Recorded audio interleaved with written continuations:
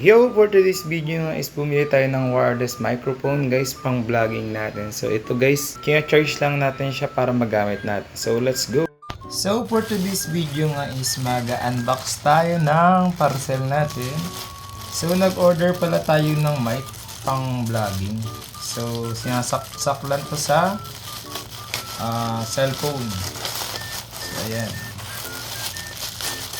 So, okay din yung kanyang box. So, naka-wrap siya guys. Yan. Open natin to. Naka-bubble wrap pa siya. Sirain na natin. Yan. So, nahirapan kasi ako mag-vlog guys. Kasi, wala tayo mic. So, nag-order na tayo ng wireless na microphone. So, ito yung gagamitin natin pang vlog. Nakikita nyo ba guys? Ayan. So, open na natin siya guys.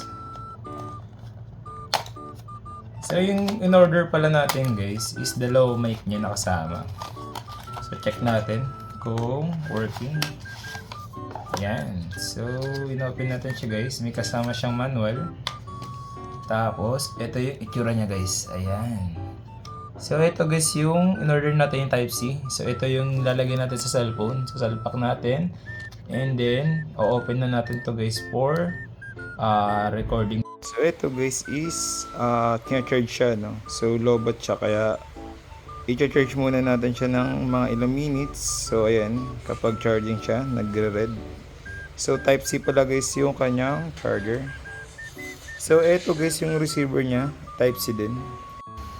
So ayan guys, nakakapag-charge na tayo ng mga ilang minutes. So tatry na natin na guys kung mag-work siya, no? Kung legit ba itong nabili natin. Sasaksak natin siya dito sa ating cellphone.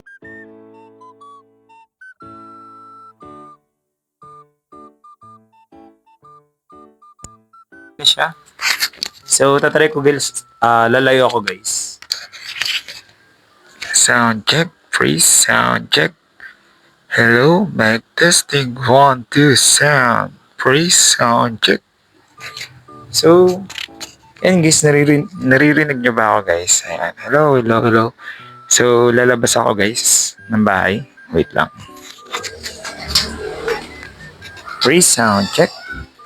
Mic testing 1, 2, sound. Please, sound check. So, yan guys, kung naririnig nyo ako. So, play natin guys yung video. So yan guys, kitang-kita naman natin at narinig natin na worth it yung binili nating mic.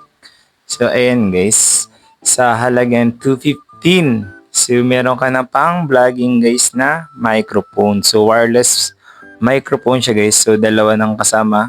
Kasi meron nito guys, isa lang, isang microphone tapos isang receiver. Pero yung binili ko guys yung dalawa na, yung may extra para in case na magbablog tayo outdoor.